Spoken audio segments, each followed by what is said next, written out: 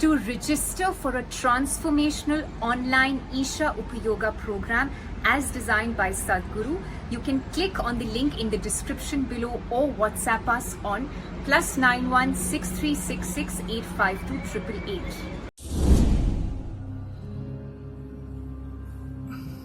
In India, there are people who practice their occult art on trees.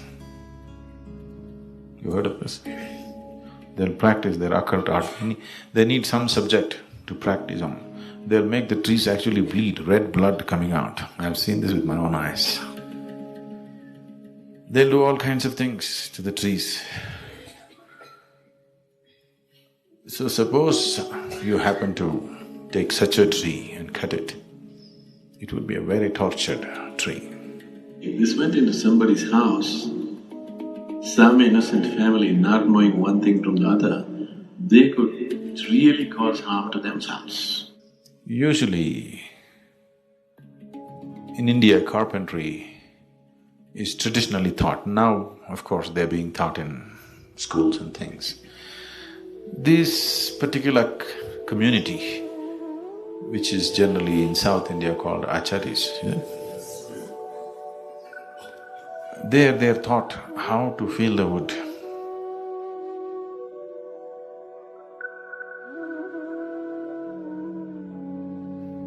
How to use the wood.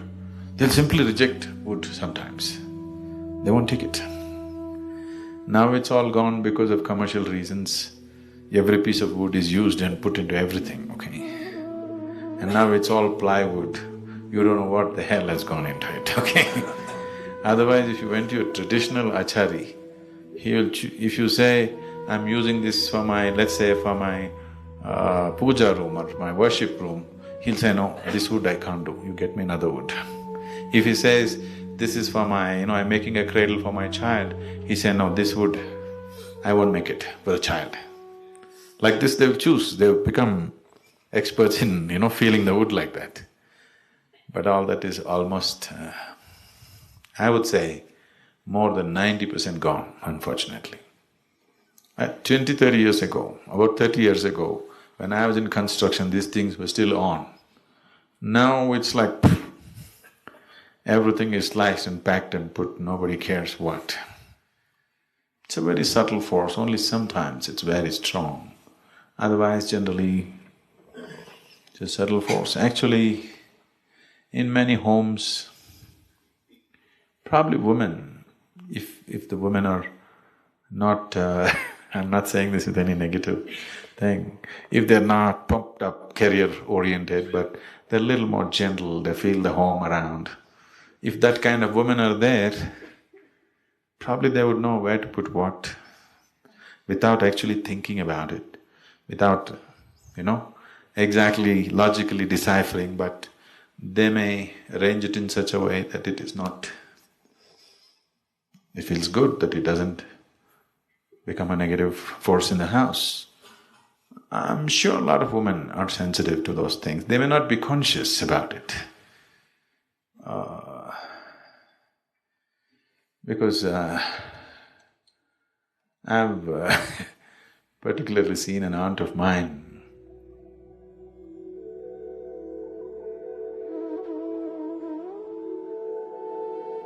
would spend hours changing positions, little bit like this, little bit like that, little bit like this, till she feels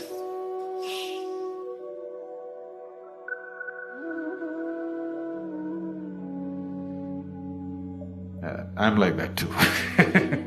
I have to move things all around. It has to be like that, because if you're sensitive, all these things are real for you. So, life is many dimensions. How much are you willing to explore? That rich your life is. Whether you cook or you do carpentry or you sweep the floor, there are a million ways to do the same thing. Yes? There are a million different ways to do the same thing.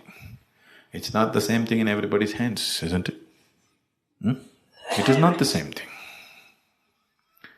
So, If you do not pay attention, nothing is there. Everything is stone and mud only.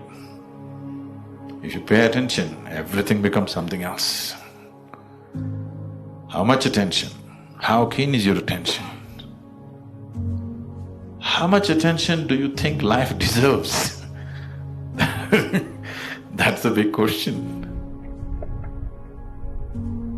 How much attention do you think life deserves? How much? Everything that you have, isn't it? If you pay attention, everything is exotic, everything is fabulous, everything is magnificent. Everything is a doorway to the divine.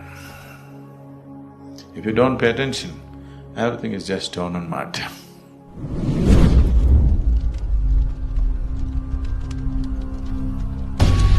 This is not a spiritually significant place, but it's of occult significance that may not be very attractive or palatable. And with their own bare teeth, they lock into the neck of the animal and just drink the blood. People can cause immense damage to themselves by taking something like this into their house.